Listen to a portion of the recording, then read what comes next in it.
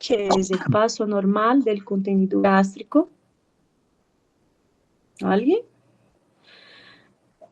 Es el paso normal del contenido gástrico o duodenal hacia el esófago que va a causar una irritación de la mucosa.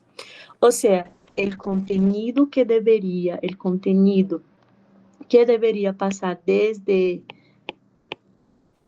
el esófago, llegar en el estómago y pasar por el duodeno, ese contenido, al invés de hacer ese trayecto, va a acabar volviendo, ascendendo novamente, o sea, el contenido del duodeno, el contenido del estómago, va a acabar volviendo, ascendendo novamente al esófago, ¿ya? Hasta llegar al esófago.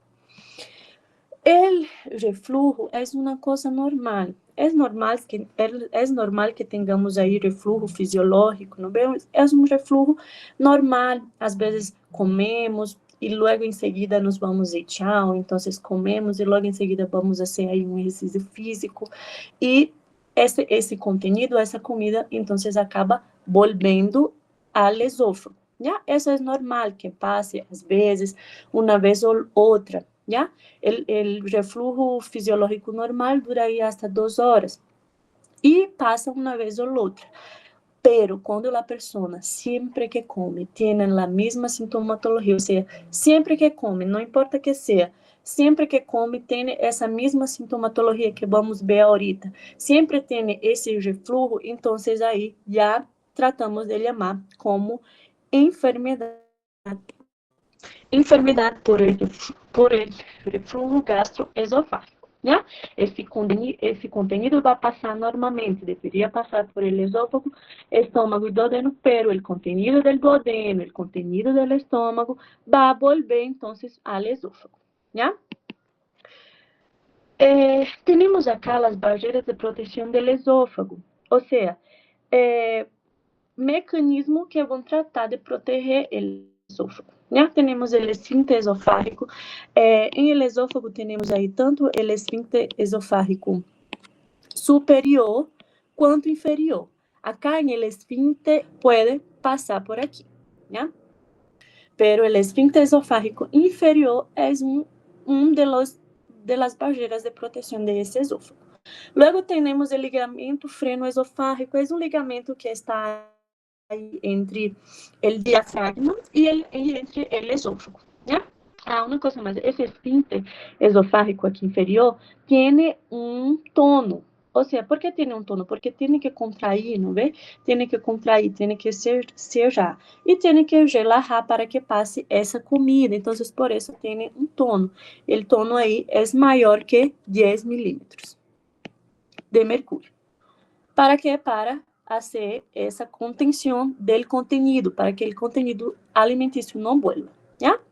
Depois temos aí os pilares del diafragma, o ângulo de His, que vai estar conformado tanto por el esófago abdominal, quanto por el fundo gástrico, ¿ya? La etiologia del reflujo gastroesofágico. La etiologia, temos aí, a primeira, aumento da pressão intraabdominal. Ou seja, em pacientitos que têm essa pressão intraabdominal aumentada, como é, por exemplo, pacientes embaraçadas, pacientes obesos, pacientes que hacen um esforço físico grande. Então, esses pacientes, por exemplo, vão ter um aumento em la pressão intraabdominal. E isso pode ocasionar aí que esse contenido vuelva, ¿ya? Luego, depois, temos também aí a dieta. A dieta, vamos ter aí, por exemplo, uma dieta rica em grasa. ¿Por quê? Porque a grasa, por exemplo, tarda mais tempo em digerir-se, ¿ya? Então, acaba que se queda mais tempo aí em el tracto digestivo, ¿ya?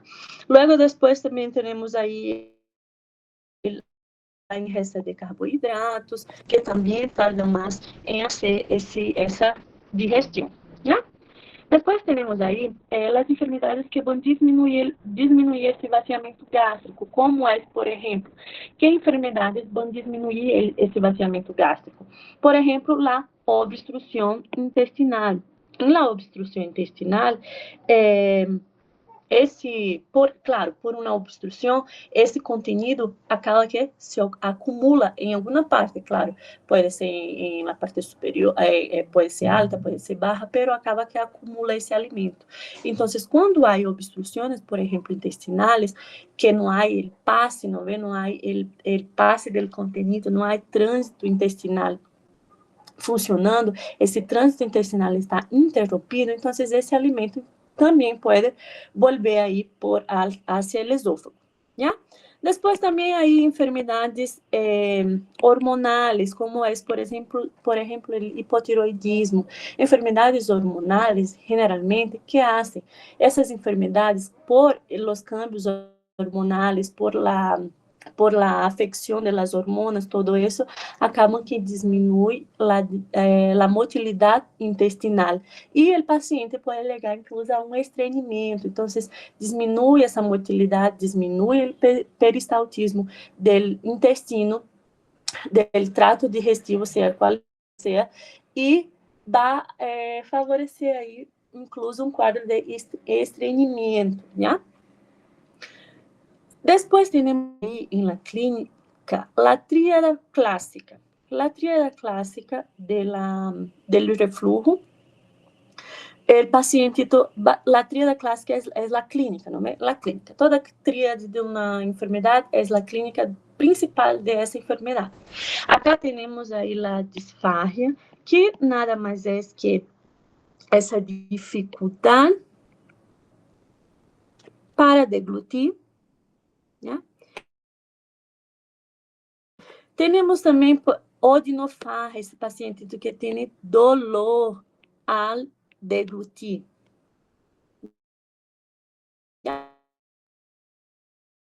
Me refiro a esse dolor, essa sensação de queimação. Já é um dolor de tipo urente, ou seja, o paciente me vai referir que tem como se fosse uma queimação a nível aqui del cuello. ¿Ya? Entonces es una sensación de quemación.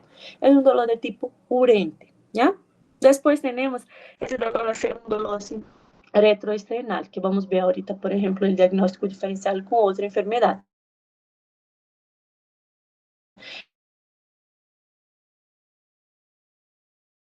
Es un dolor también retroesternal. Después tenemos ahí la regurgitación. Esa regurgitación es cuando la persona tiene esa sensación de que el contenido gástrico está volviendo, el contenido gástrico está subindo, está volviendo hacia el esófago. ¿Ya? Es esa sensación de que el paso del contenido no está, el contenido que debería estar pasando del esófago al estómago está volviendo. Y la persona tiene esa sensación de que ese contenido está volviendo. ¿Ya? Tríada clásica de reflujo gastroesofágico. Já a enfermidade atual que pongo de reflujo gastroesofágico, essa tríada clássica. Já? Como hemos visto, temos aí o reflujo fisiológico, não é? Esse reflujo fisiológico é um reflujo que parece uma vez ou outra,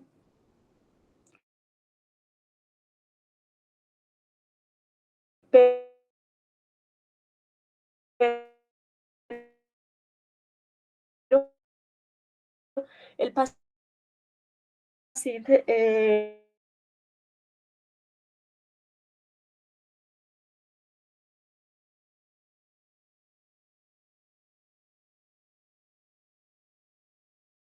provavelmente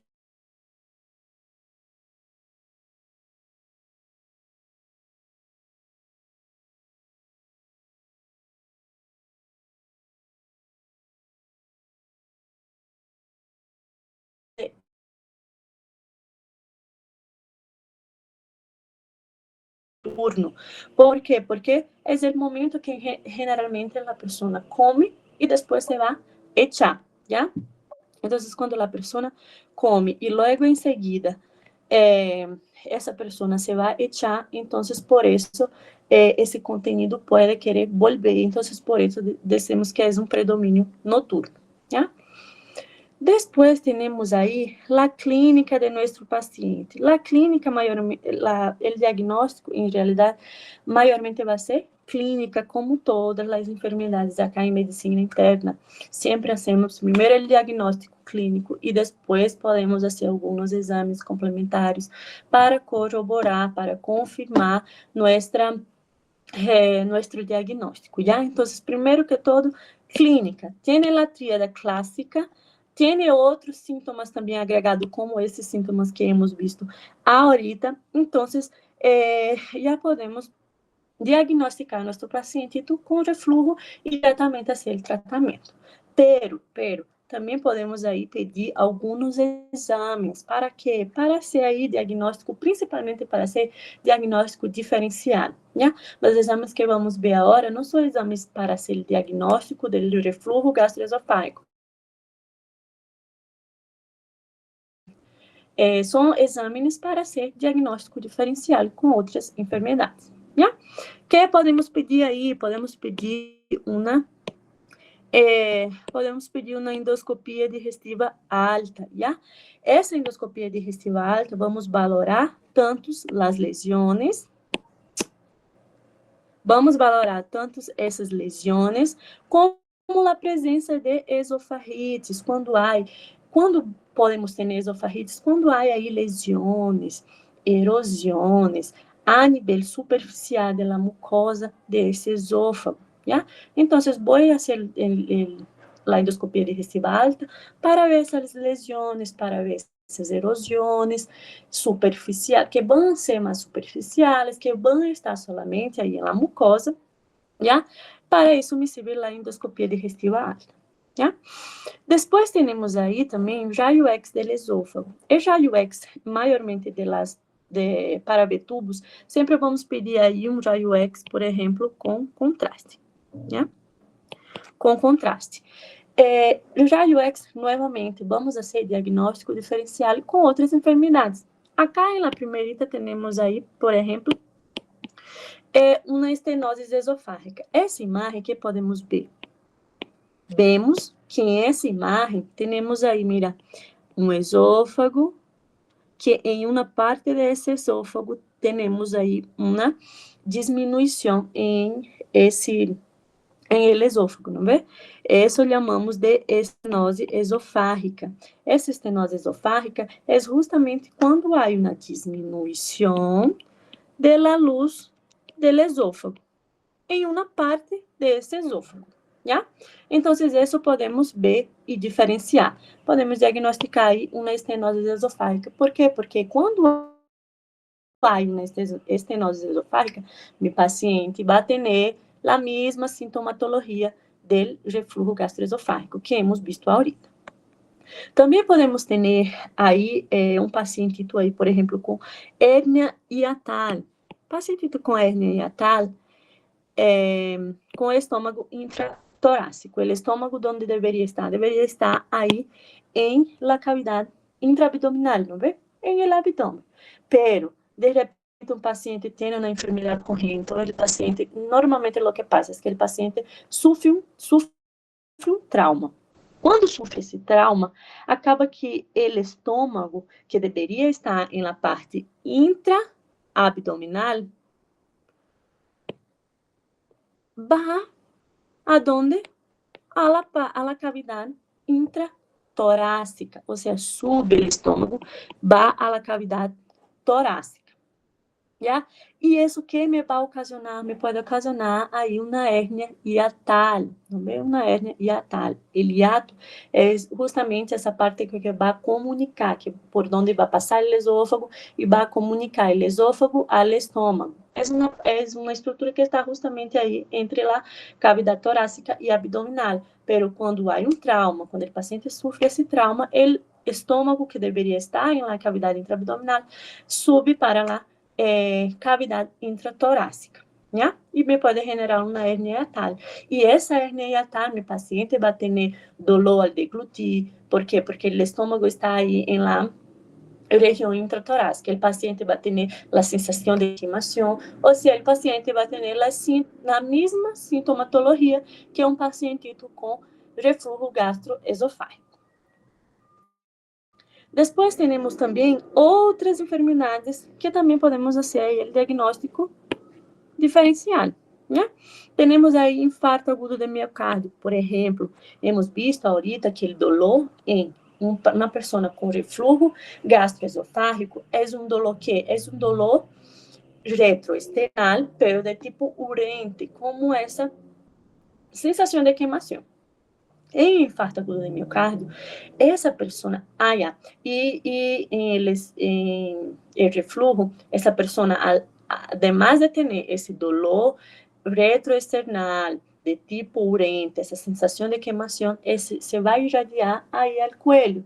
¿Por quê? Porque é onde está aí ubicado o esófago.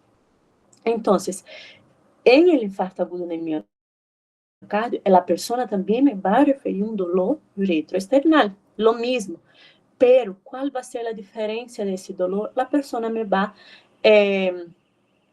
a indicar que esse dolor é como um dolor opressivo, ou seja, um dolor como que le aprete aí o coração, ¿ya? Ou seja, é um dolor opressivo. Essa é a diferença. Os dois são dolor retroesternal, pero em refluxo é um dolor retroesternal urente e em infarto agudo de miocárdio é um dolor retroesternal opressivo. ¿Ya? Además, en el infarto sabemos que la persona también me va a referir ahí que el dolor se va a irradiar, se puede irradiar al miembro superior izquierdo, no ve, a su hombro, todo eso. A acalásia.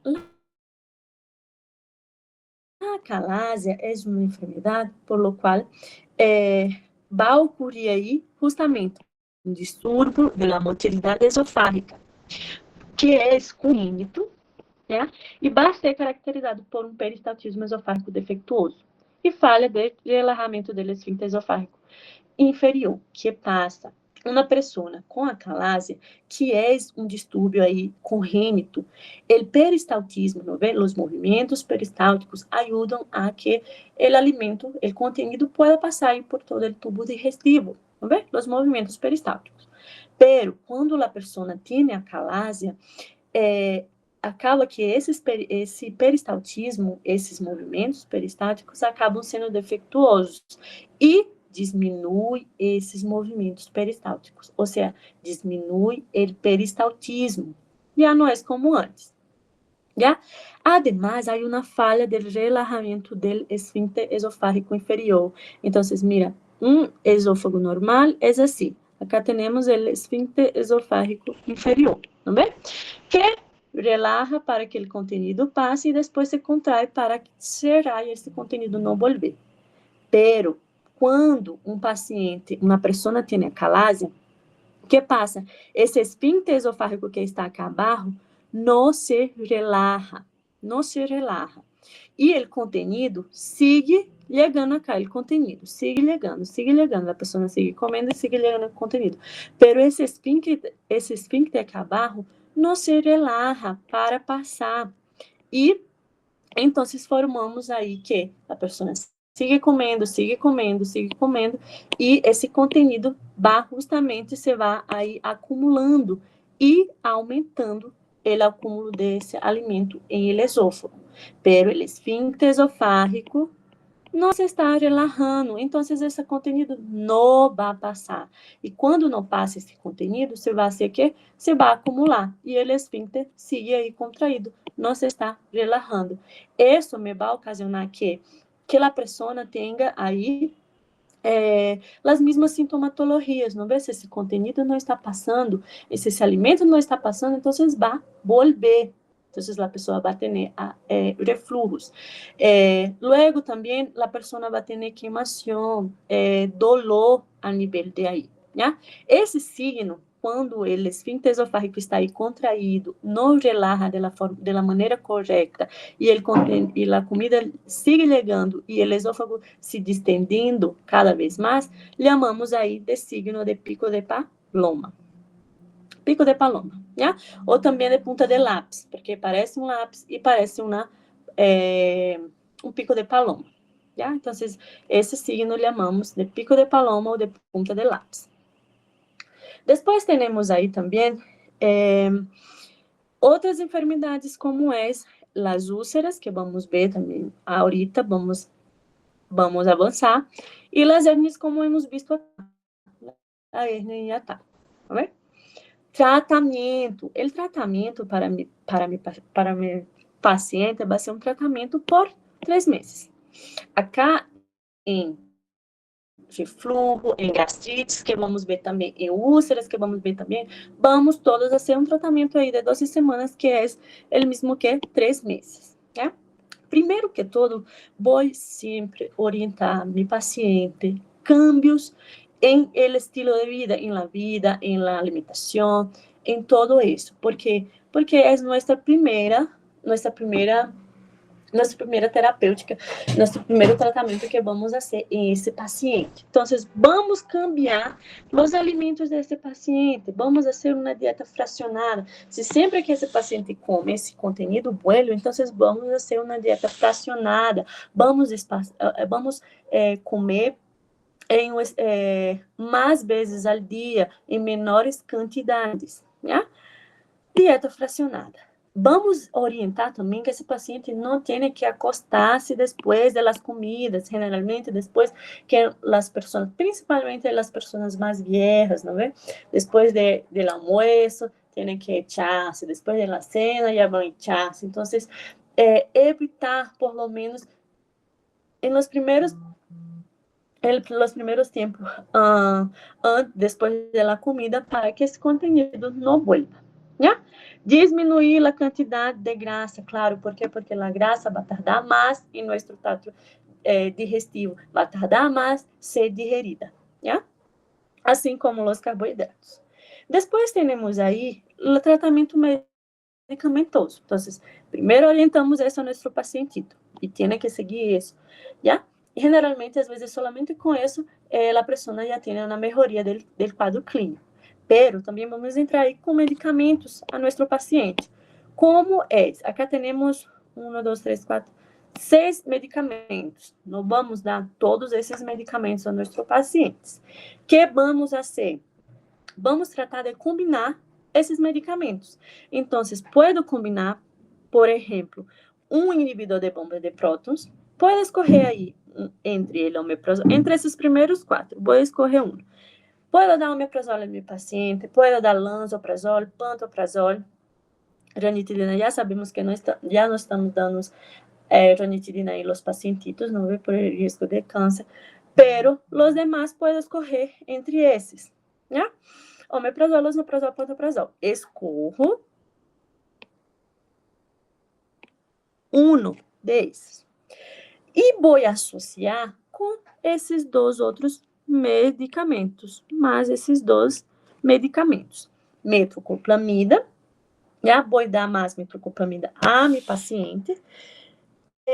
A metoclopramida é um procinético que vai ajudar em esvaziamento gástrico. Como ajuda em esvaziamento gástrico? A metoclopramida vai ajudar aí em los movimentos peristálticos, em el peristaltismo, haciendo mais movimentos peristálticos, estimulando mais o peristaltismo e a contração dessa mucosa, então, o processo de digestão vai ser mais rápido, né? Vai ser mais rápido. Además disso, vai manter esse tono aí, manter o tono em el esfíncter esofágico inferior, para que esse esfíncter, quando llegue a comida, se relaje e logo em seguida se contraia, cierre esse esfíncter para que esse conteúdo não vuelva, ¿ya? Además, vou dar aí um antiácido a meu pacientito e le vou indicar que depois das comidas, principalmente as comidas como o almoço, a cena, as principais comidas do dia, né? Vamos dar aí em jarabe a nosso pacientito 30 ml de hidróxido de alumínio. O tratamento é medicamentoso, pero há alguns casos que o paciente vai ter um falho terapêutico. Vou fazer o tratamento do meu paciente e esse paciente, mesmo sendo o tratamento, sempre vai ter aí esse refluxo não vai melhorar, já? Ou em casos, por exemplo, de hérnia de hiato, também tenho que entrar com cirurgia, já? O tratamento quirúrgico, em desses dois casos, pode ser aí uma fundoplicatura do esôfago. Que é essa fundoplicatura do esôfago? Há dois tipos de fundoplicatura del esófago, ¿no ve? Acá tenemos, por ejemplo, el fondo del esófago. Bueno, una imagen. Acá tenemos el fondo del esófago. La fundoplicatura la fundoplicatura, que es una cirugía, hacemos tratamos de recorrer esse fundo del estômago e junto com esse fundo do estômago vamos tratar de dar uma volta com esse fundo. Esse fundo vamos tratar de dar uma volta, ou seja, esse fundo vai dar uma volta cá. Não sei se me vão entender, mas esse fundo vai dar uma volta acá em el esôfago, a nível do esfíncter esofágico inferior, que não se está contraindo e relajando de la maneira correta. Então, quando dou a volta com esse fundo em el esôfago, em el esfíncter esofágico inferior, vou tratar de criar, de formar uma válvula que vai atuar aí justamente como um esfíncter, não vê? Para relajar e se contrair. Essa é a fundoplicatura do esôfago, só para que entenda mais ou menos como funciona. Pero eso normalmente no es pregunta, ¿ya? Pero así funciona. Con el fondo, vamos a tratar de recorrer el fondo gástrico, el fondo ahí del esófago. Vamos a dar una vuelta ahí a nivel del cardio, ¿no ven? Da cardia, y vamos a tratar de formar justamente acá una válvula, ¿ya? Essa é a fundoplicatura do esôfago. Há fundoplicatura total, que é em 360 graus. Há parcial, que é em 180 graus. Pero isso não me importa, só quero que sepa, por lo menos, o nome da cirurgia. Pero é em caso de quê? De falho terapêutico. ¿Ya? Complicações. As complicações, temos a esofagitis, não é? Que é a inflamação quando há aí lesões de repetição em essa mucosa. Temos a hemorragia digestiva alta, que também vamos avançar hoje, e síndrome de Mallory-Weiss. Síndrome de Mallory-Weiss, vamos ver também o dia de hoje, pero já les adelanto que é um desgarro dessa mucosa esofágica, porque a pessoa tem vômitos incoercíveis. Por exemplo, isso passa muito em las mulheres embarazadas que têm hiperemesis, ou pacientitos ninhos, pacientes pediátricos que também estão cursando aí, por exemplo, com gastroenterites, esses pacientes têm vômitos incoercíveis. Esses vômitos incoercíveis vão ocasionar um desgarro a nível da mucosa esofágica, ¿ya? Que é a síndrome de Mallory-Weiss. É uma complicação. Depois temos as classificações. Essas classificações, quero que sepan, solamente les vou indicar que quero que entenda, que sepan por lo menos de esse tema, ¿ya? A classificação, essas classificações de acá, nos vai servir para ver essas lesões a nível do esôfago.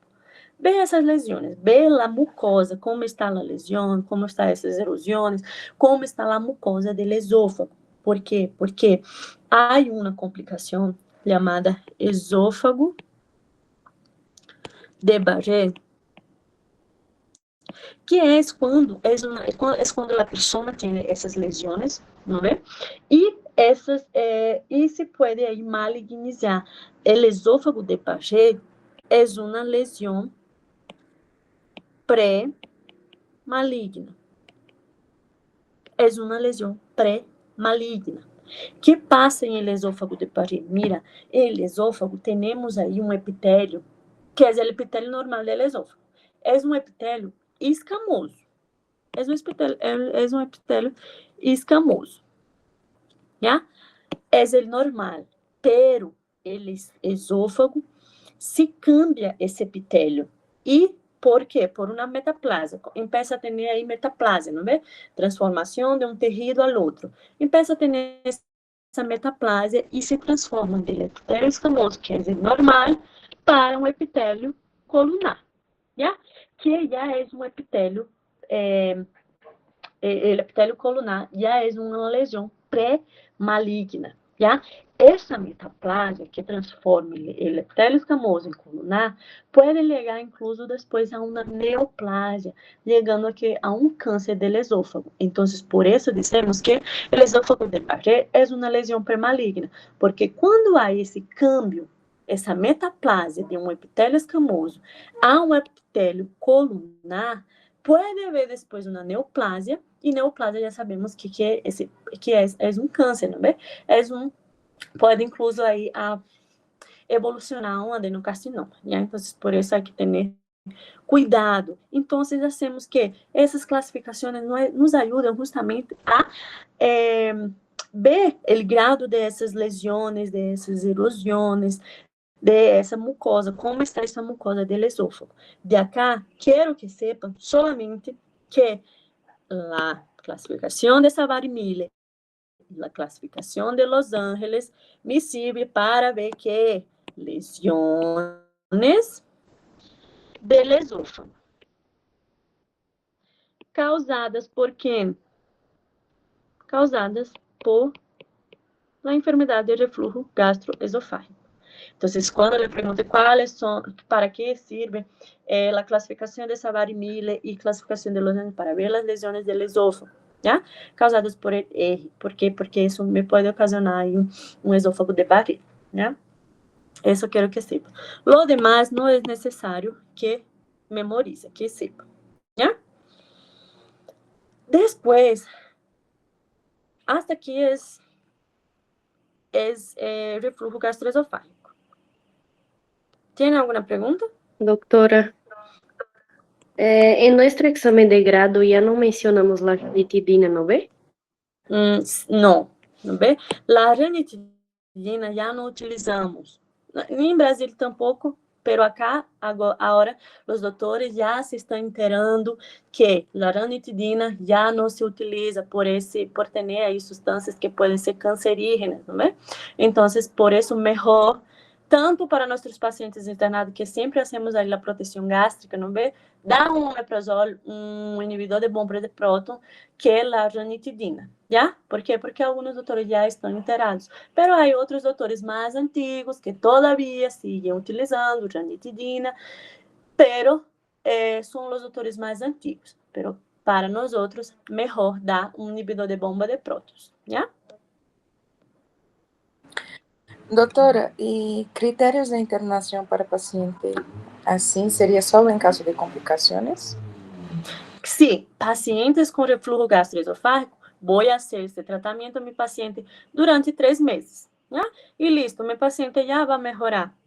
Pero, quando um paciente tem um falho terapêutico que necessita fazer a cirurgia de meu paciente, o paciente tem uma hérnia hiatal, o paciente tem outras causas que estão ocasionando, então, aí sim, tenho que fazer a cirurgia e internar meu paciente, já?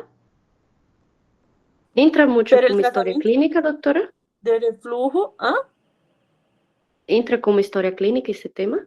O reflujo, não. Reflujo não, porque não vamos internar pacientes com reflujo, né? É como gastrite também.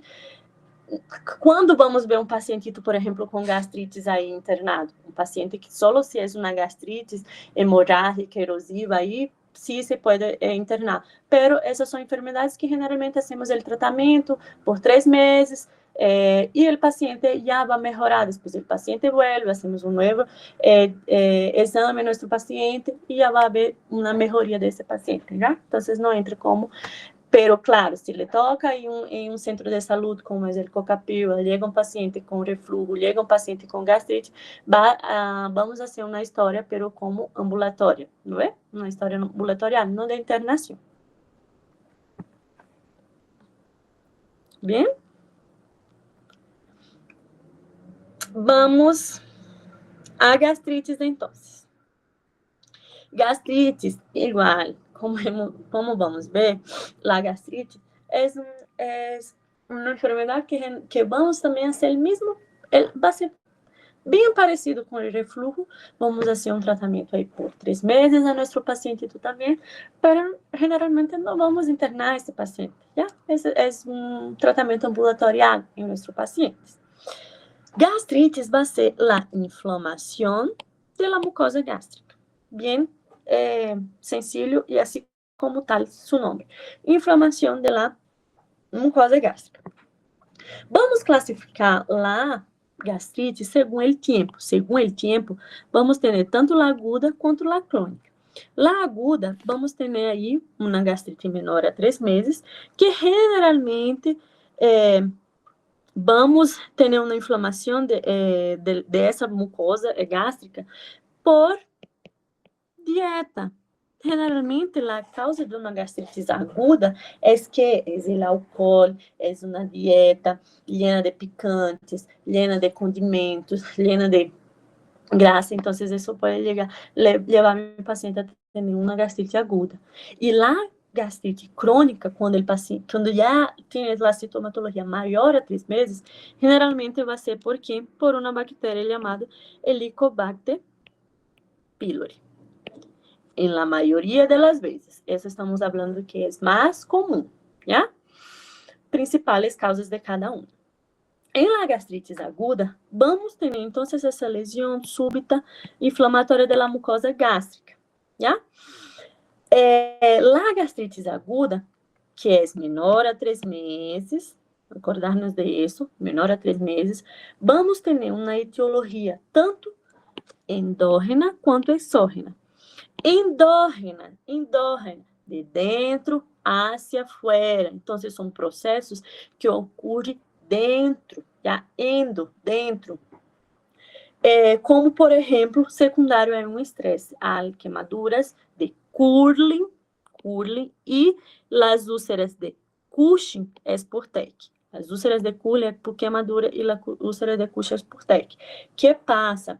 Há um estresse aí oxidativo, generalmente há uma alteração na homeostase do organismo e a pessoa vai generar aí um aumento, essa alteração em la homeostase do organismo vai generar um aumento do cortisol, já? O aumento desse cortisol me vai ocasionar aí inflamações inclusas na mucosa. Por isso que às vezes falamos aí pacientes que incluso têm quando estão nerviosos, quando estão muito ansiosos, têm uma gastrite, não é?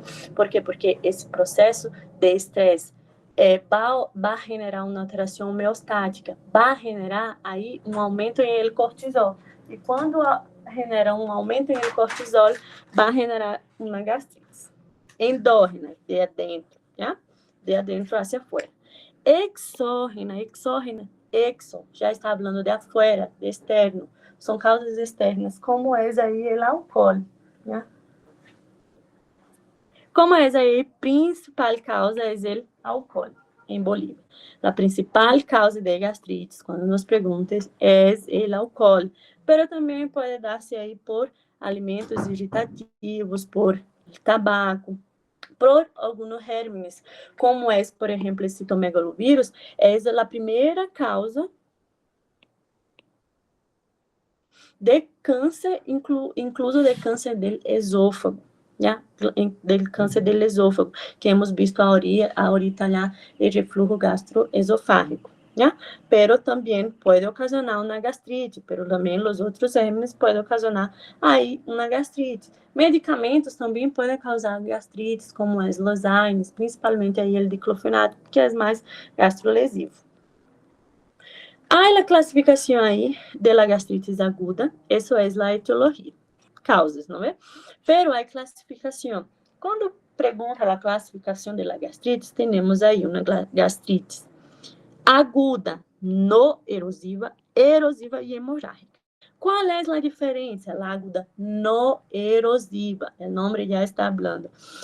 Não me vai causar erosões em essa mucosa gástrica. Não me vai causar erosões aí. Fácil, por quê? Porque se vai se limitar somente à mucosa del estômago. Somente à mucosa.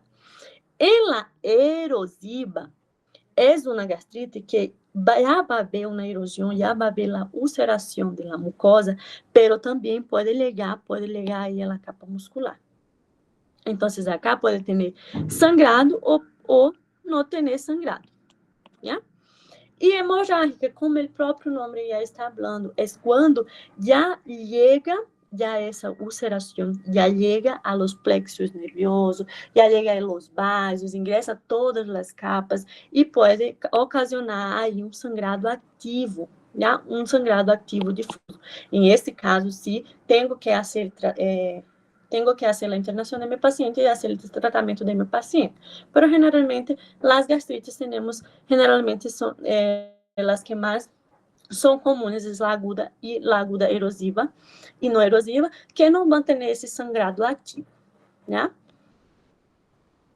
Depois, temos aí a clínica de um paciente com gastrite. Que na clínica, o paciente pode não ter sintomatologia, pode ser um paciente assintomático, pero quando apresenta os sintomas, vai apresentar, por exemplo, a epigastralgia.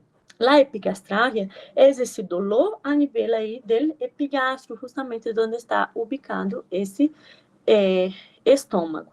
Pode ter piroses, miren, allá em enfermidade de reflujo gastroesofágico, la pirose, essa sensação de queimação, esse dolor tipurente, é onde, a nível do cuello do paciente, não é?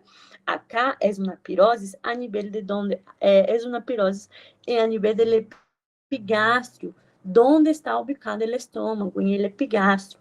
Então, é uma pirose aí a nível do epigastro, já? Na região abdominal. Pode ter náuseas e vômitos, já? Hematemesis e melena. Por quê? Porque vamos ver que a gastrite é uma das causas de hemorragia digestiva, já? A gastrite é uma das causas de hemorragia digestiva alta. Então, o paciente pode ter aí, hemos visto, não vê? Sangrado ativo, hemorragia digestiva alta. Yeah? Anorexia e plenitude gástrica, que é justamente quando o paciente tem essa sensação que está todo o tempo lleno, yeah? Que está lleno. Nossa conduta, qual vai ser nossa conduta? Nossa conduta, primeiro que todo, vamos suspender a agente causal ou tratar esse agente causal. Claro, se é o álcool, vamos suspender o álcool. Se é um medicamento, vamos tratar de suspender esse medicamento. Se é um vírus, vamos tratar de fazer o tratamento desse vírus.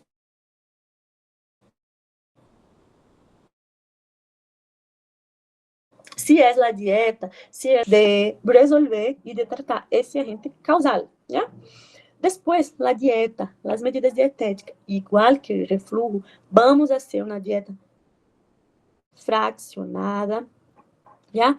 Vamos fazer uma dieta com não picantes, diminuição de graça, condimentos, tudo isso.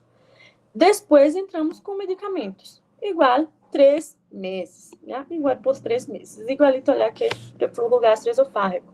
E qual vai ser os medicamentos? Miren, os medicamentos vão ser os mesmos medicamentos que aí em el reflujo. Vamos dar um inibidor de bomba de prótons a nosso paciente, seja omeprazol, pantoprazol, lansoprazol, o que seja. Vamos dar também mais que um antiácido a meu paciente, já, como é o hidróxido de alumínio, em jarabe, 30 ml, depois das comidas.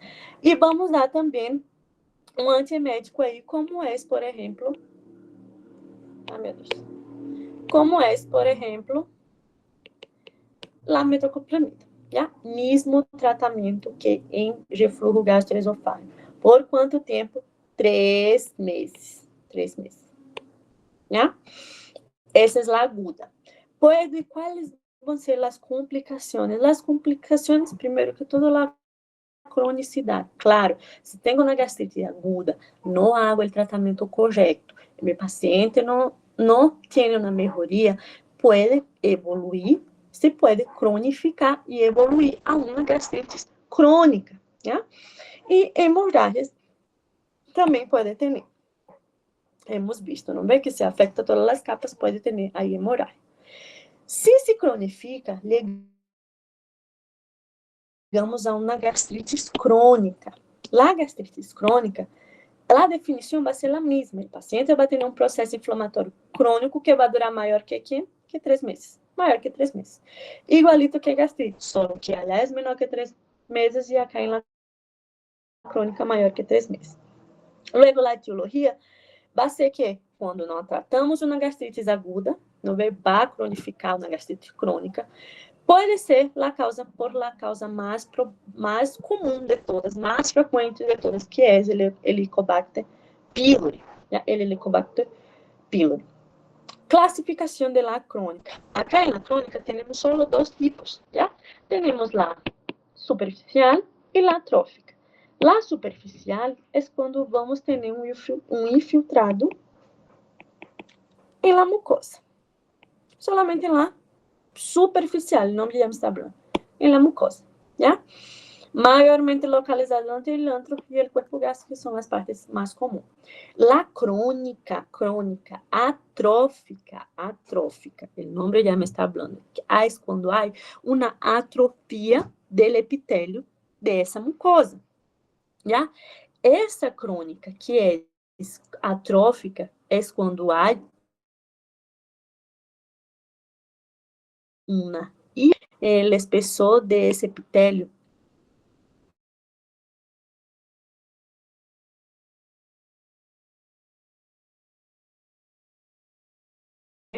mais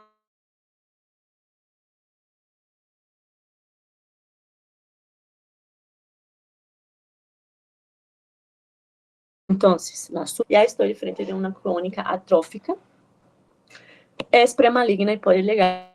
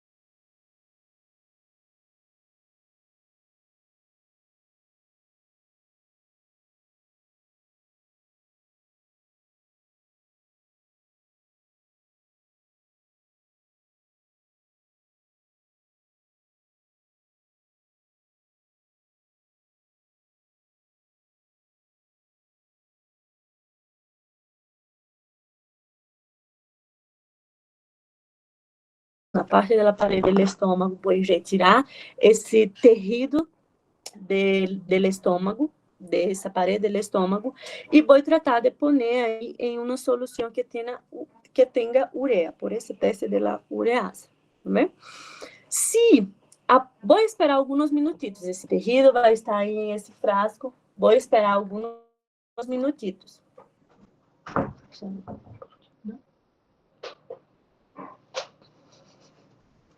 Vou tratar de esperar alguns minutitos. Se tenho um câmbio de color de amarillo a rosado, o teste de urease é positivo, tenho Helicobacter pylori, ¿ya? Para isso se trata o teste de la urease. Se é diagnosticado que meu paciente tem Helicobacter pylori, tenho que fazer o tratamento aí com cesonobactéria com antibióticos. El tratamento de primeira eleição é OCA, ¿ya? Primeira eleição. Sempre. Quem me pergunta, qual é o tratamento da gastrite crônica? Omeprazol cada dia por 3 meses. Claritromicina, que é a clarito, é um macrólito, não vê? Cada 12 horas. Mas amoxicilina 1 gramo cada 12 horas. Os antibióticos dou a meu paciente por 14 dias.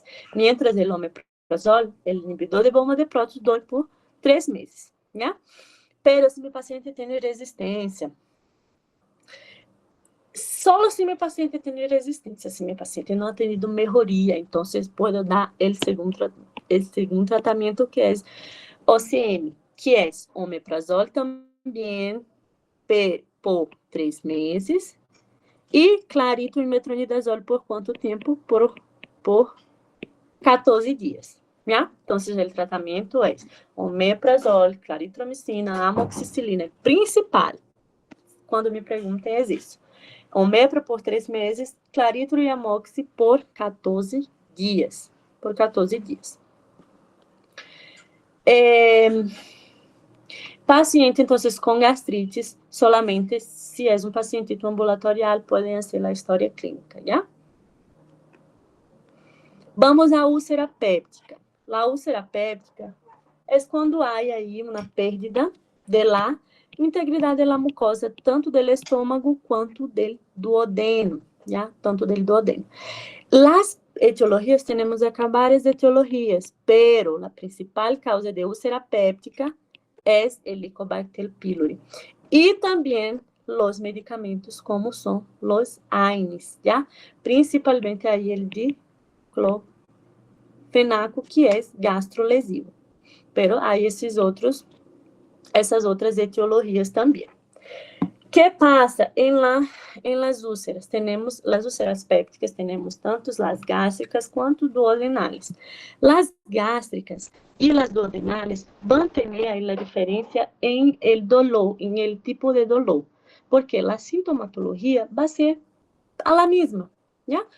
Prácticamente la misma, pero va a tener ahí un dolor diferente. ¿Por qué? Porque en la gástrica, el paciente va a tener un dolor durante el consumo de los alimentos. ¿Por qué? Porque durante el consumo de los alimentos, cuando ese paciente come, va a tener la liberación de ¿quién? Del ácido clorhídrico. Y cuando libera esse ácido clorídrico, o paciente vai sentir esse dolor. Pero também pode apresentar náuseas, vômitos, hematemeses. Las úlceras são uma das causas de hemorragia digestiva alta, ¿ya? E pérdida del peso. ¿Por quê? Porque o paciente, sempre que come, libera o ácido clorídrico e le duele. Então, o paciente começa a não comer, ¿ya? Não comer para não ter esse dolor. Em la úlcera duodenal, já é diferente. Por quê? Porque esse paciente vai ter esse dolor quando está em ayuna, quando não está comendo.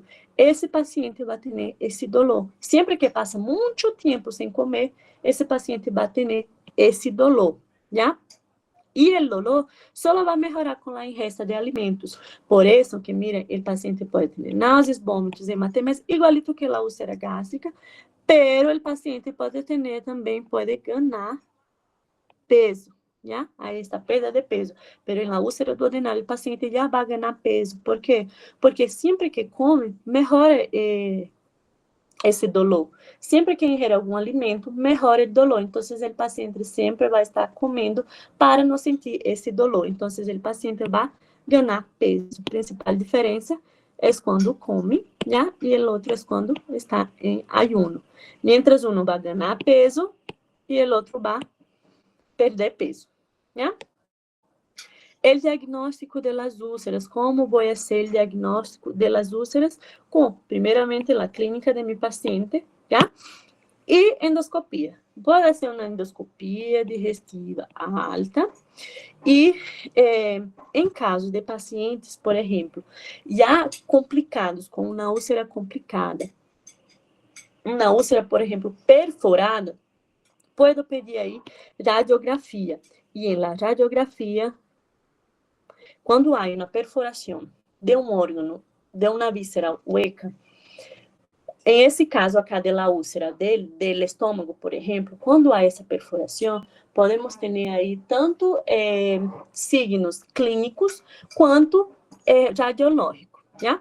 Radiológico vou ter quando há uma perfuração, pido na radiografia e vou ter aí um aire subdiafragmático. Esse aire subdiafragmático me refere que é o signo de Popper, me refere que há aí em la região subdiafragmática que me pode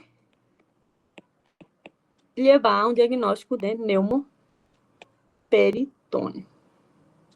¿Ya? Isso é radiológico, signo de Popper. Quando há perfuração de la úlcera, por exemplo, puedo ver aí em la radiografia o signo de Popper, que é aire subdiafragmático, que me refere que há um pneumoperitônio. E na clínica, como veio? Com o signo de Joubert. ¿ya?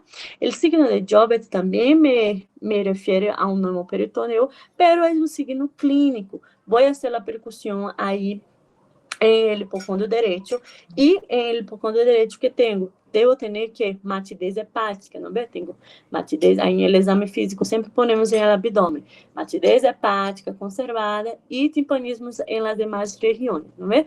Pero cuando hay una perforación de uma víscera, uma perfuração de um órgão como o estômago, vou ter uma pérdida da matidez acá, hepática, já? Há uma perfuração, vou ter a perda da matidez hepática, que ao invés de ter essa matidez hepática, vou ter timpanismo, donde? Em el hipocondrio derecho, já?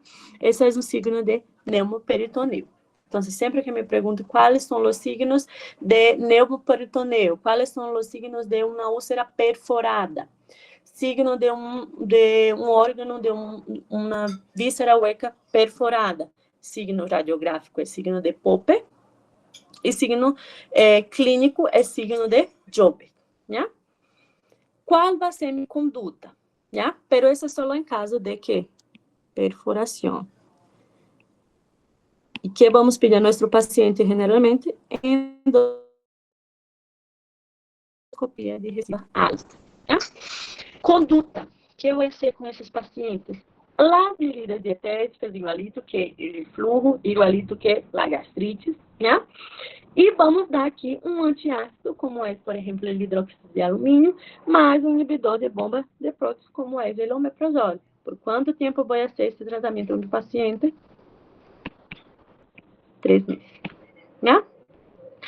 Hago a cirurgia em caso de quê? Em caso de perfuração. Quando há uma perfuração dessa úlcera, quando há uma úlcera que é resistente ao tratamento, hago o tratamento, hago sempre o tratamento e não melhora, então hago a cirurgia. Né? Temos aí uma cirurgia chamada vagotomia. Essa cirurgia, que passa? Quando o paciente tem úlceras refratárias, ou seja, sempre hago o tratamento, o paciente sempre tem úlceras refratárias ao tratamento, então hago uma cirurgia chamada vagotomia.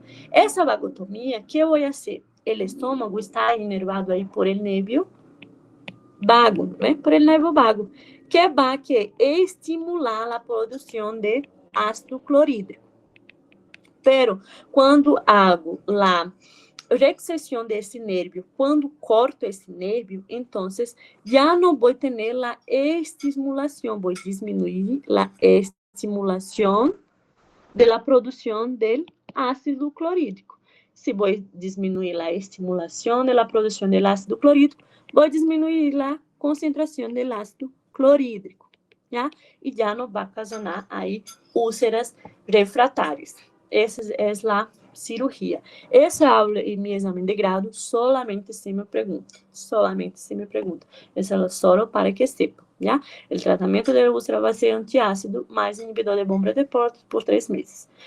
Pero em caso de úlceras refratárias, úlceras com falha terapêutico, em caso de perfuração de úlceras, aí menciono essa cirurgia. Vamos agora a hemorragia digestiva. Em las hemorragias digestivas, vamos ter aí hemorragia digestiva alta, hemorragia digestiva baja, não vê? Hemorragia digestiva, como o próprio nome já me habla, é uma hemorragia, é sangrado. Digestiva do sistema gastrointestinal. Então, é um sangrado que proviene aí do sistema gastrointestinal, já? Tenho aí o ponto anatômico que vai dividir aí uma hemorragia digestiva alta de uma hemorragia digestiva baja, que é esse ponto anatômico, o ângulo de Treitz. Cuidado com essa pergunta, que às vezes é pergunta de exame de grado, é uma pergunta típica de exame de grado. Mesmo que não te toque um paciente assim, pacientes, doutores, les gustam perguntar qual é o ponto de divisão, o ponto anatômico de divisão de uma hemorragia digestiva alta e de uma hemorragia digestiva baja. Então, o ângulo de Treitz. ¿ya? Y luego siempre viene la siguiente pregunta: ¿y cuál es el punto de división de una obstrucción intestinal alta y baja? La válvula iliocecal. Obstrucción intestinal es la válvula iliocecal. ¿Por qué? Porque siempre las personas confunden el punto de división anatómico de hemorragia digestiva con el punto de división anatómico de obstrucción intestinal. ¿Ya? Cuidado, hemorragia digestiva es el ángulo de Treitz. O obstrucción intestinal es la válvula iliocecal. ¿Ya? Esse ângulo de Treitz, listo, que vai estar ubicado en la cuarta posición del duodeno. Después tenemos ahí la clasificación. Por encima del ángulo de Treitz, hemorragia digestiva alta, va a cometer ¿quién? El esófago, el estómago, duodeno. Por abajo del ángulo de Treitz, hemorragia digestiva baja, por abajo del ángulo de Treitz, baja, ilho, jejunum, colo, recto y también ano, ¿ya? Ano.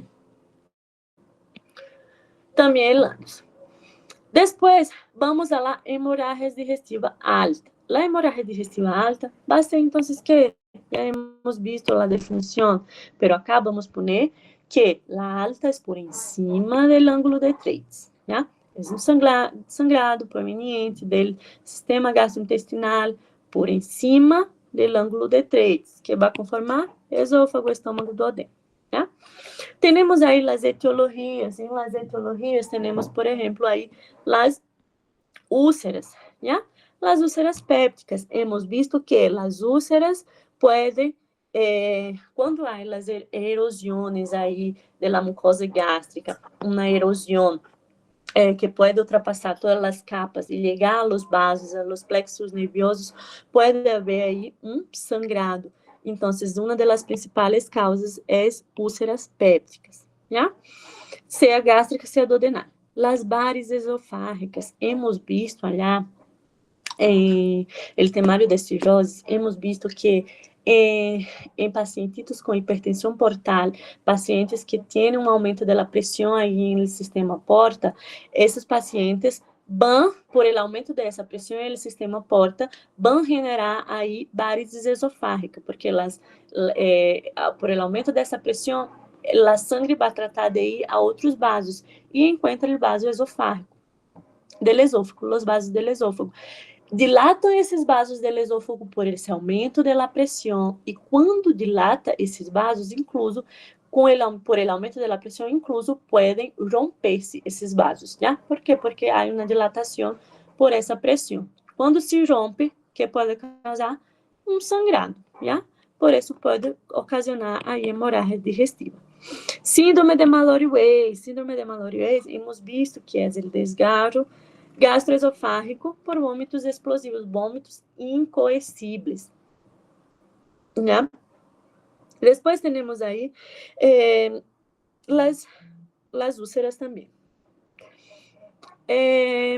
Gastrites erosivas, hemos visto ahorita que a gastrite erosiva pode legar aí a capa muscular, pode legar incluso a sangrar ou não, porque pode já legar a los vasos, ¿ya? Entonces, son esas las principales causas de hemorragia digestiva alta.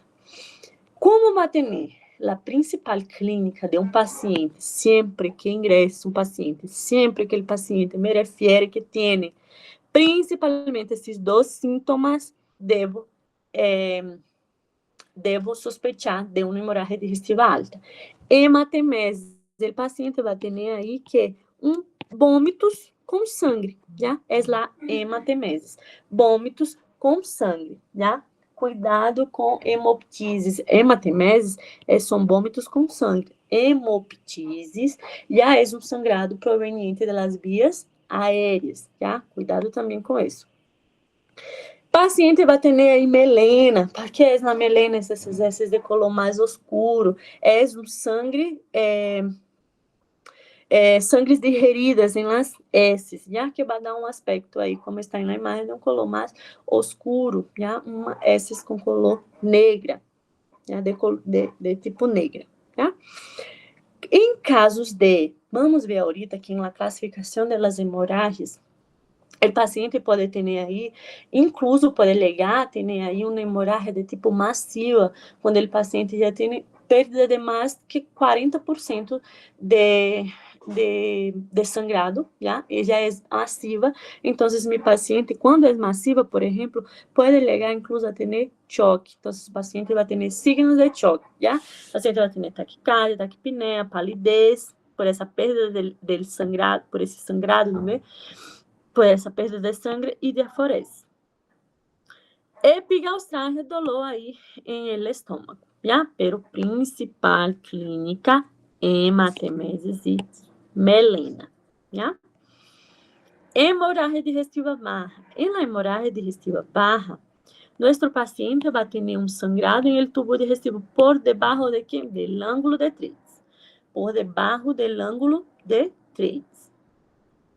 La etiologia principal, etiologia hemorroides, pacientitos com hemorroides, pacientes que me referem a esse sangrado de color rojo rutilante, um rojo vivo, sempre tenho que sospechar que esse paciente pode ter aí uma hemorroides. Por quê? Porque a hemorroide pode ocasionar hemorragia digestiva baja.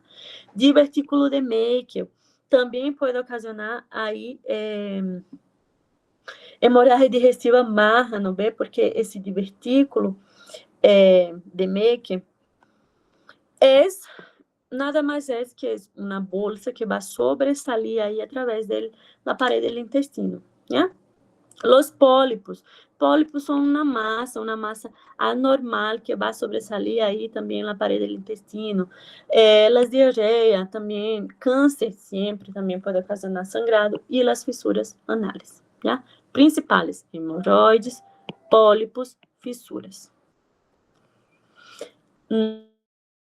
Não hablo de câncer, melhor, não hablo de câncer do colo rectal, né?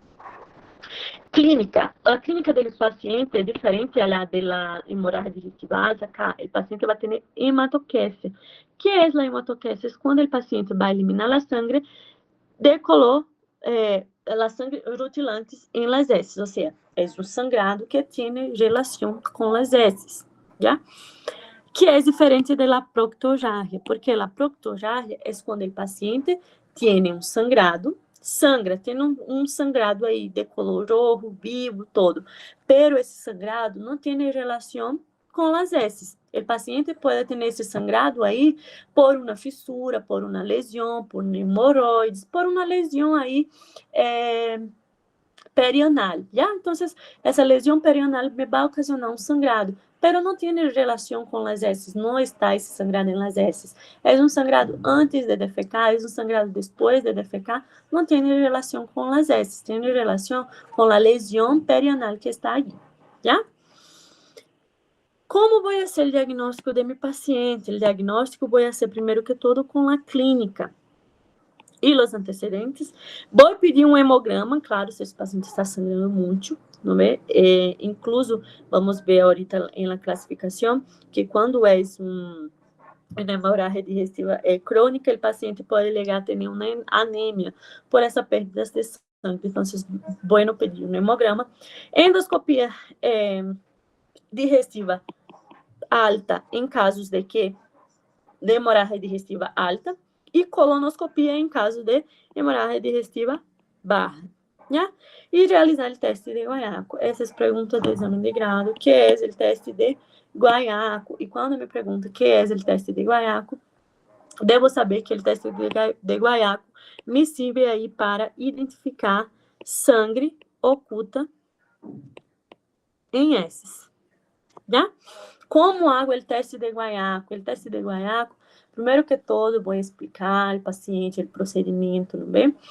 Me vou parametrar, vou pôr o paciente na posição de Sims. Como é essa posição de Sims? Paciente echado em decúbito lateral, uma perna flexionada e a outra perna extendida, igualito que a posição de Sims que hacemos aí para tacto rectal. Me vou parametrar, vou pôr 2 guantes em minha mão, vou pôr vaselina em meu dedo índice e vou introduzir aí em la ampolha rectal. Vou tratar de quê? De sacar esse dedo e de que venga aí restos de las heces, já? Quando vem esses gestos desses, põe aí água oxigenada. Quando pongo água oxigenada, se há burbujas aí, então é positivo. Há sangue ocultas em las heces. Se não há burbuja, é negativo. Não tenho sangue oculta em heces. Já? Isso hago para pacientitos com hemorragia digestiva baja. Já? Essa é pergunta do exame de grado. Isso é pergunta. Isso. Como realizo o teste de Guaiaco? Assim se realiza. ¿Ya? Tenemos ahí la clasificación de acuerdo a ese sangrado. Essa classificação é para as hemorragias, tanto digestiva alta quanto baixa, já? Leve, moderada, grave e massiva. Massiva e grave, meu paciente já pode ter que signos de choque, já? Classificação de según el tiempo, según la evolución, perdão. Según la evolución o el tiempo, eso mejor no hablar en el grado, ¿ya? No hablar en el examen de grado. Pero para que sepa, la aguda, hay una hemorragia ahí menor, un sangrado menor que 3 dias, ¿ya? E esse sangrado, rapidamente o paciente pode levar a um choque hipovolêmico, ¿ya? E na crônica, quando o paciente já está perdendo esse sangue aí por dias, semanas, incluso pode levar a uma anemia. Por quê? Porque esse paciente vai ter perda de sangue ao pouco, ¿ya? La conduta, primeiro que todo, vou valorar meu paciente, ¿ya? Vou evaluar meu paciente e vou fazer evaluação do estado hemodinâmico desse paciente.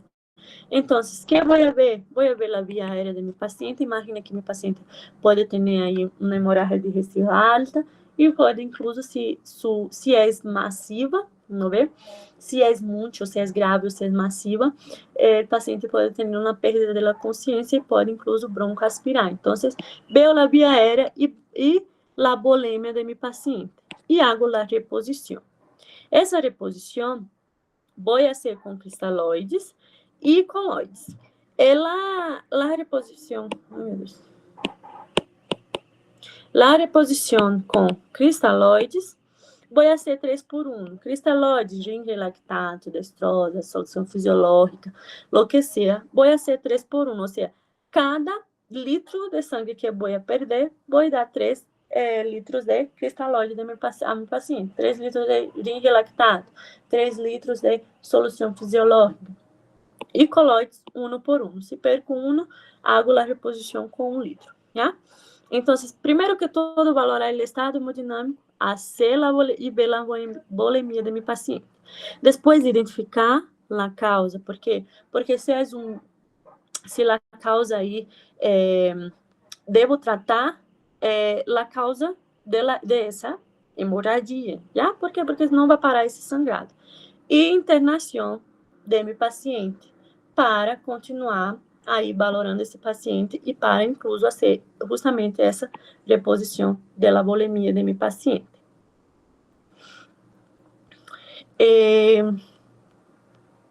De acá alguma dúvida?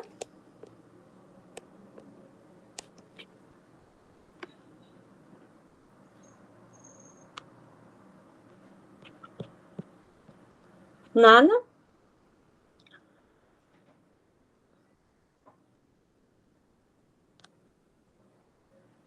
Ya, entonces, Doctora, 2 minutitos vamos continuar. ¿Sí? es que en el material tiene la clasificación de Forrest y de Johnson. ¿Eso tenemos que saber? Ai, não, não. Não tem que saber disso.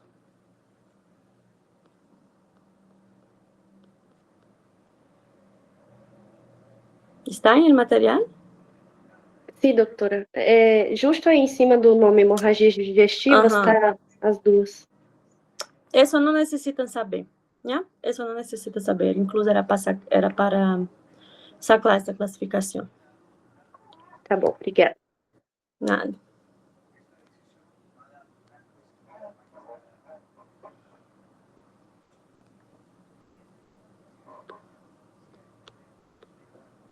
Hemos visto malária, não vê?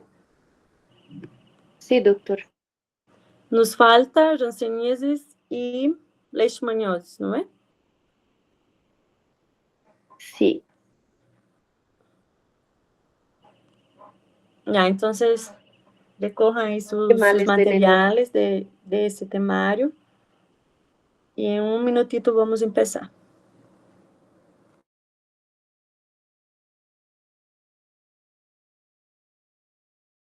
Hanseníasis, que nos faltava. La hanseníasis es una enfermedad infecciosa crónica que es transmisible y la persona tiene un periodo de incubación de hasta 5 años, ¿ya? Hasta 5 años para la persona tener la sintomatología de hanseníasis. Es una enfermedad que siempre que sospecho de la enfermedad, vamos ver ahorita cómo son esas lesiones, cómo voy a hacer la clasificación y el diagnóstico. Entonces, siempre que sospecho que es hanseníasis, que es lepra, tengo que hacer que la notificación. Hago la notificación y tengo que hacer una investigación en todas las personas que tuvieron contacto con esa persona que está con la infección, ¿ya? Es una enfermedad infecciosa crónica causada por la bacteria Mycobacterium leprae, ¿ve? La misma familia del Mycobacterium tuberculosis, ¿ya? Es una bacteria, es un bacilo. É um bacilo alcoólico resistente. Tiene ahí una es un intracelular obligatorio. ¿Por quê? Porque essa bactéria necessita estar dentro de uma célula para sobreviver, para reproduzir-se, já? Necessita estar dentro de uma célula e generalmente essas células são os macrófagos, já? Vai se instalar aí dentro de los macrófagos, pero também podem instalar-se aí dentro das células de Schwann. Essas células de Schwann são células que compõem aí, que são componentes aí do nervio periférico. Incluso vamos ver que uma das sintomatologias é que nosso paciente vai ter uma alteração aí desses nervios periféricos. Por quê? Porque o Mycobacterium leprae vai ser que é um intracelular, vai estar dentro aí das células de Schwann, que estão em el nervio periférico, ¿ya? Entonces, por eso va a tener una alteración ahí del sistema periférico, ¿ya?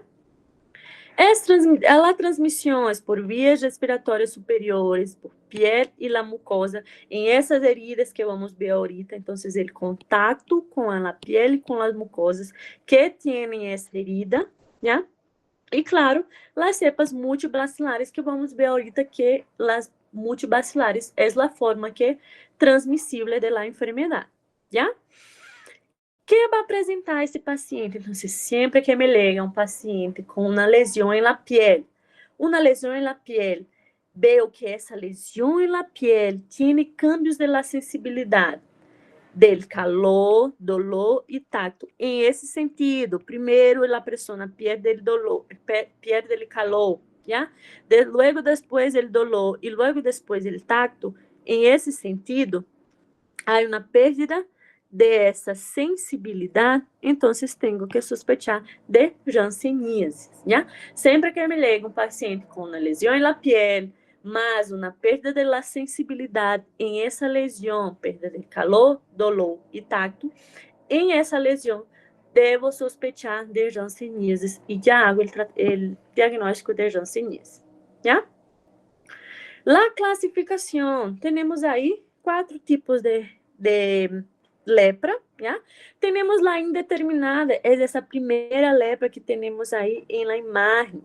Essa lepra indeterminada, perdão, em su material creo que está essa, ¿no ve? La primera. Sí, doctora. Sí, ¿no ve?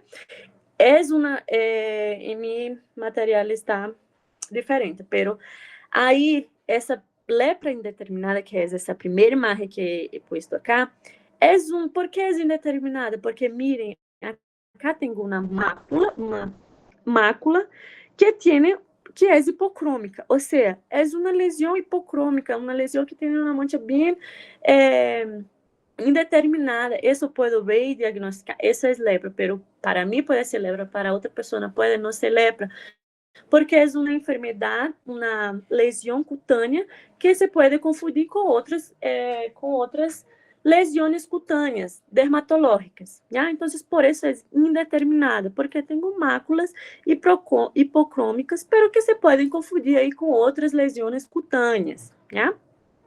Depois temos aí a lepra tuberculoide. A lepra tuberculoide, vamos ter já uma lesão aí, uma placa, já temos aí uma placa com uma lesão mais elevada, com um borde bem delimitado, o borde está bem delimitado, e ao centro temos que um clareamento central, não é? Então, essa é a lepra tuberculoide, uma placa com uma lesão elevada, um borde bem delimitado, e ao centro temos um clareamento, né? Depois temos aí a lepra lepromatosa, que temos acá, aí temos esse rosto desse homem, é uma face leonina, quando há nódulos, infiltração de nódulos, tanto em la piel, quanto em la piel del rosto, del cuerpo de la persona, ¿ya? Entonces, en la lepra lepromatosa, la persona ya tiene múltiples lesiones, múltiplos nódulos, e tem incluso essa face leonina, ¿ya?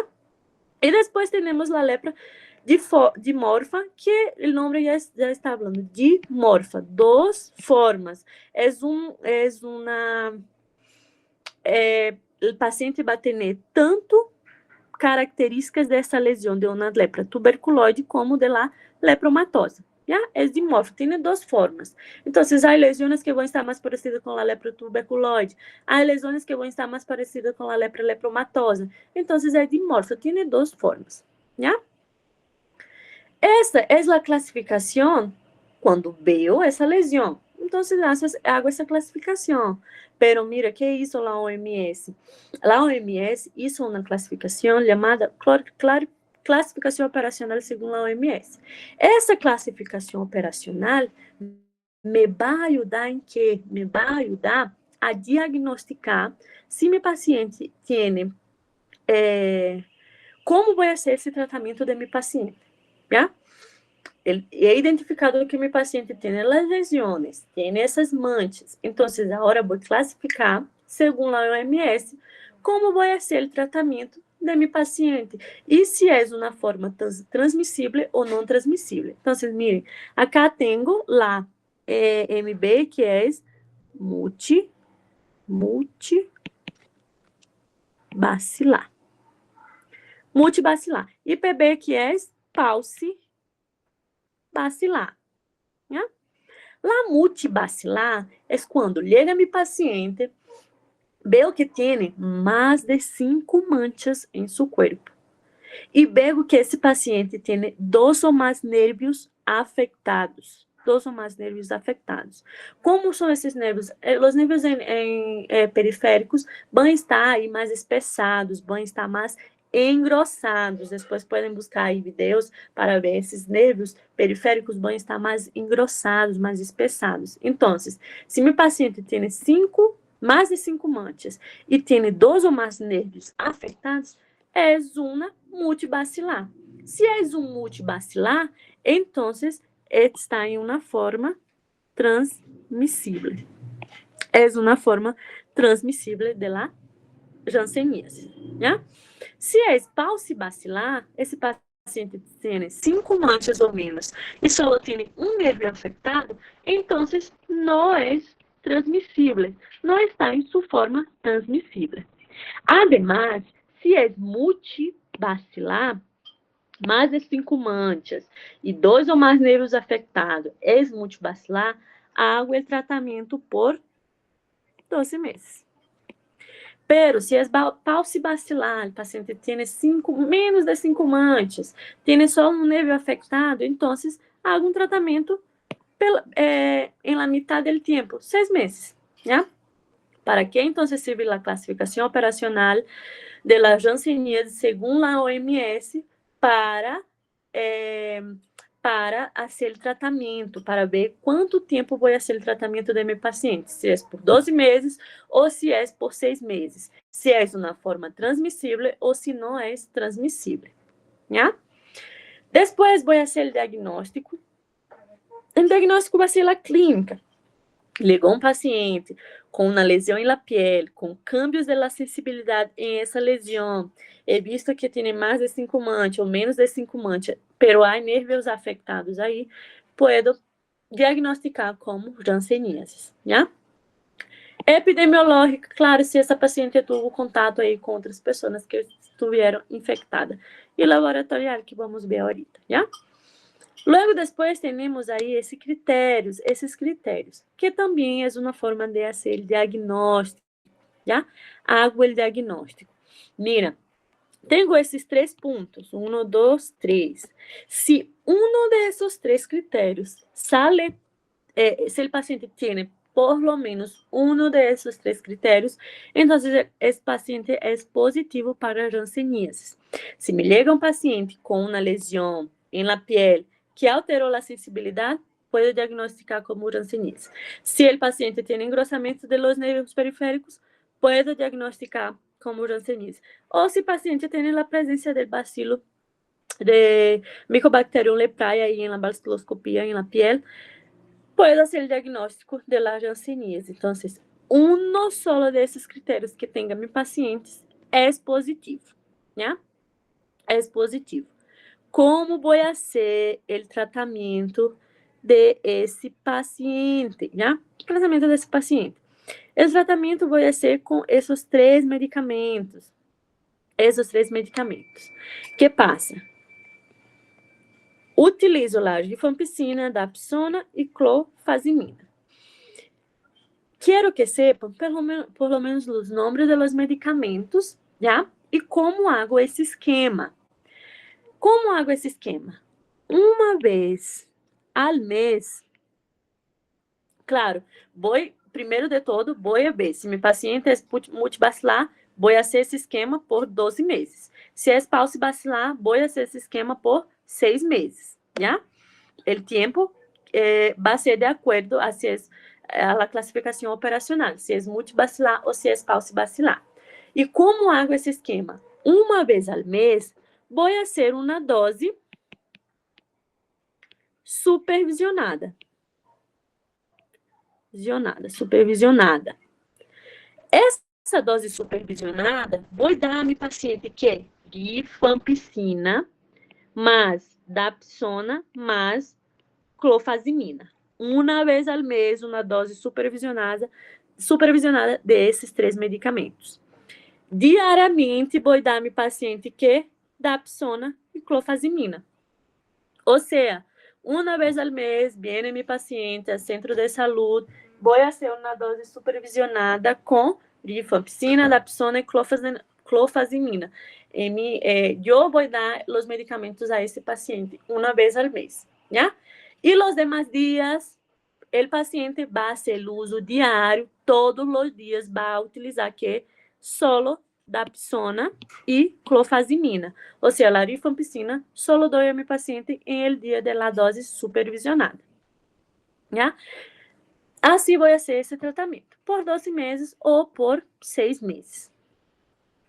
¿Han entendido essa parte?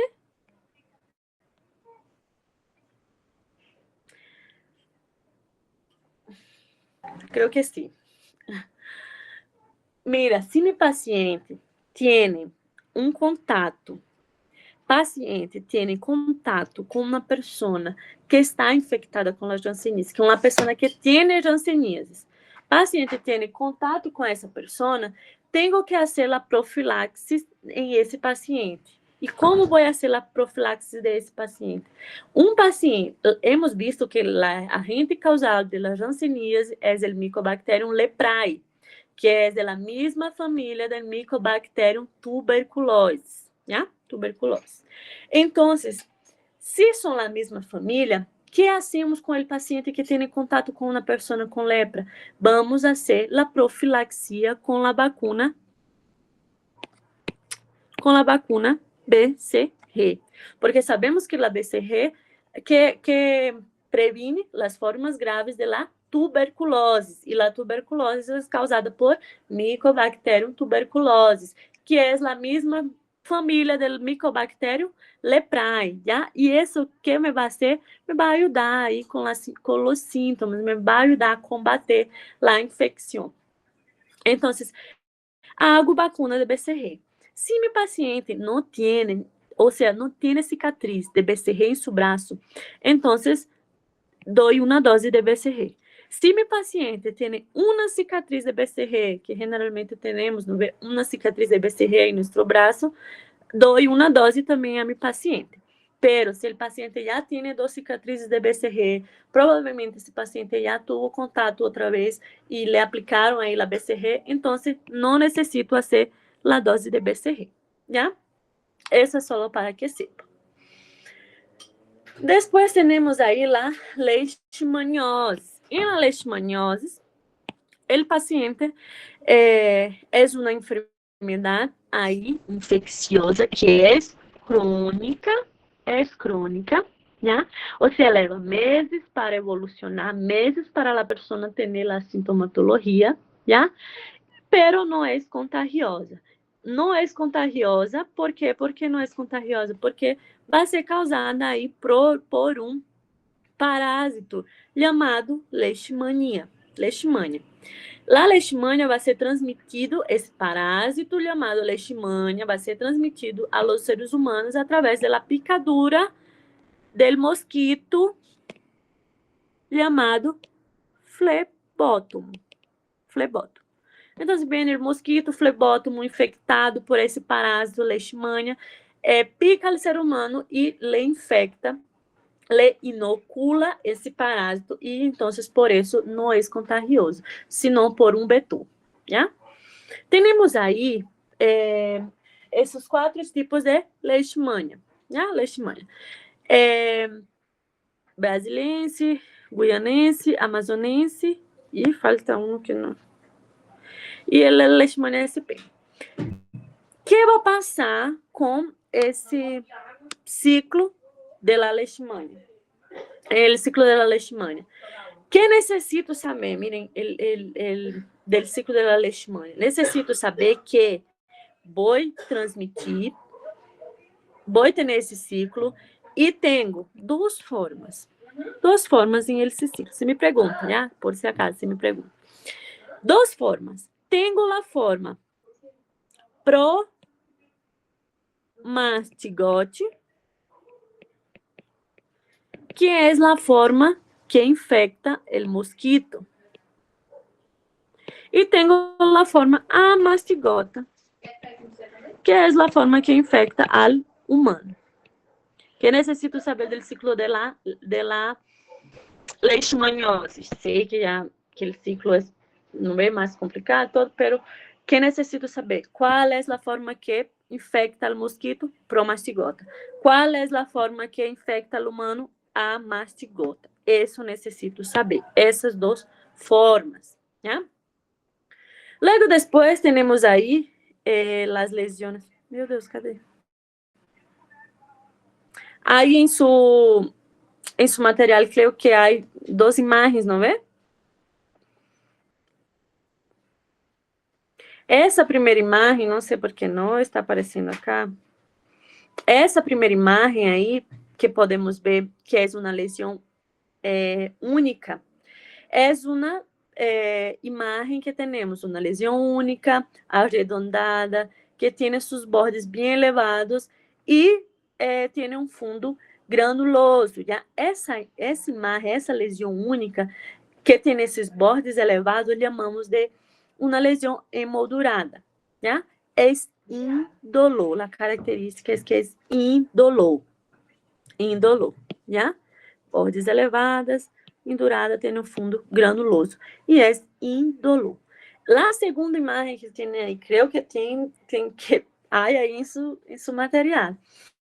É podemos ver aí uma lesão em el palato mole, não vê? Aí na mucosa, que vamos ter um exudado, ou seja, tem aí uma secreção, um exudado, que isso pode afetar nariz, boca, faringe e laringe, já?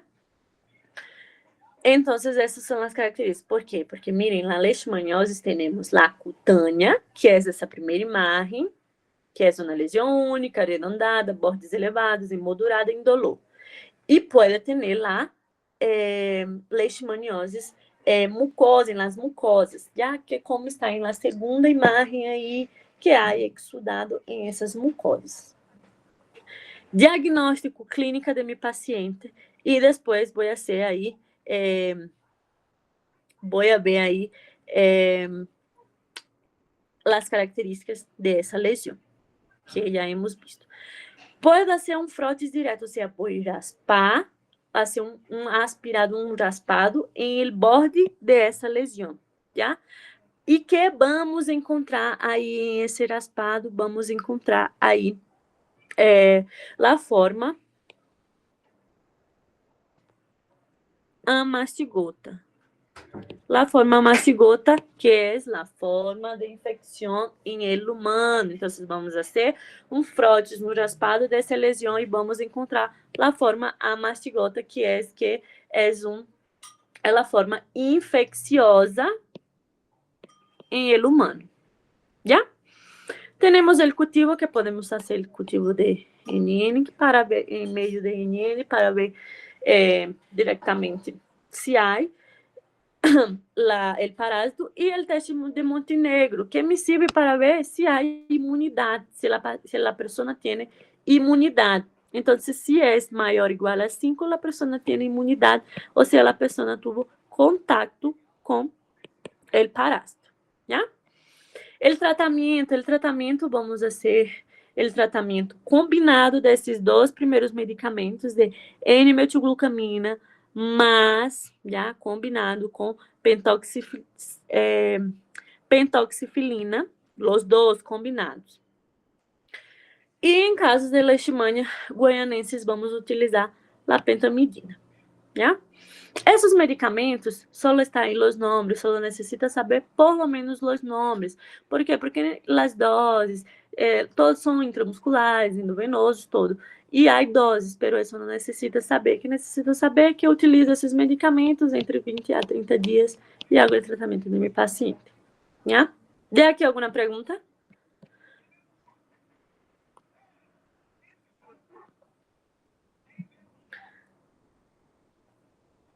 Nos falta todavía aí um tema que é bem rapidito, só para que sepam, que é animais venenosos, que hemos passado em la classe anterior, não hemos avançado.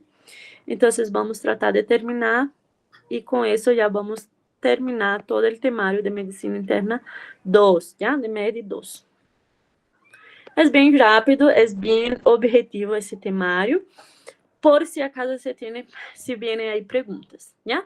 Los animales venenosos, já tinha esse material, não é?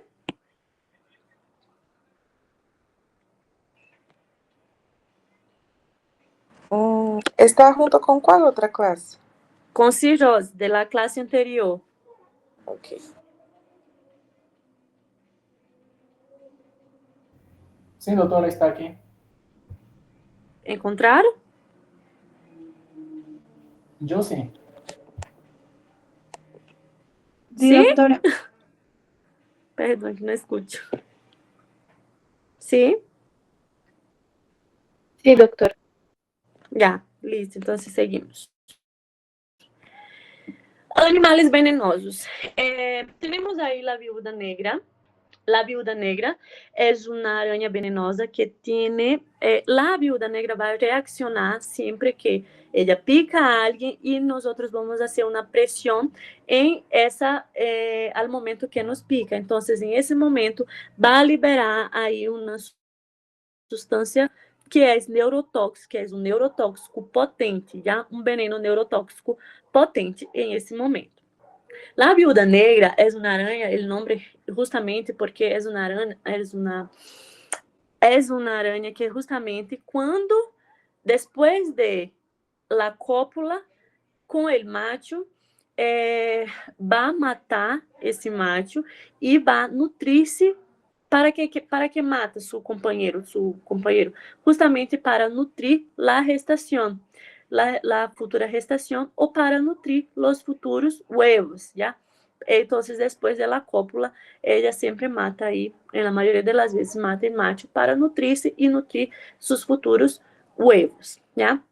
Libera essa substância neurotóxica potente e a persona vai ter aí dolor em local da picadura. O dolor pode ser leve, mas também pode ser intenso, ¿ya? E também a persona vai ter aí as sintomatologias aí sistêmicas.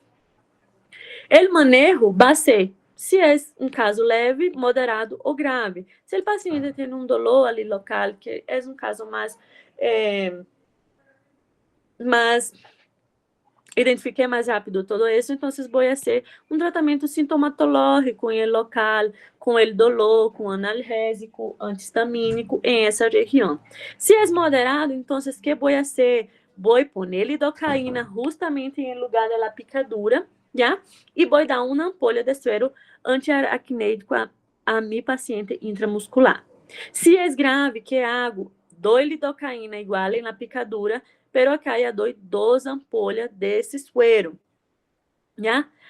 Em casos, miren, se eu estou em uma província, em um lugar, se me põem em exame de grado, estás em um lugar e não tem nada para dar a tu paciente, que vas a dar? Vas a deixar tu paciente assim? Não, se não tenho aí esse suero, se não tenho como administrar esse suero intramuscular a meu paciente, então vou dar um corticóide a meu paciente e vou dar um antihistamínico para que meu paciente não tenha uma reação anafilática, já? Depois temos aí o escorpião, que o escorpião tem predomínio aí noturno, não é? E também o escorpião vai liberar uma substância neurotóxica quando pica a persona, já? A clínica da minha paciente pode ser igual, pode ser leve, moderado e grave. Se é leve, igual, sintomatológico, dou um analgésico anti-inflamatório, antihistamínico para meu paciente. Se é moderado, o paciente vai ter um dolor intenso, um dolor muito intenso, para o paciente já vai ter, como é neurotóxico, o paciente já vai começar a ter aí sintomatologias sistêmicas também, náuseas, vômitos, sudorese, taquicardia, né?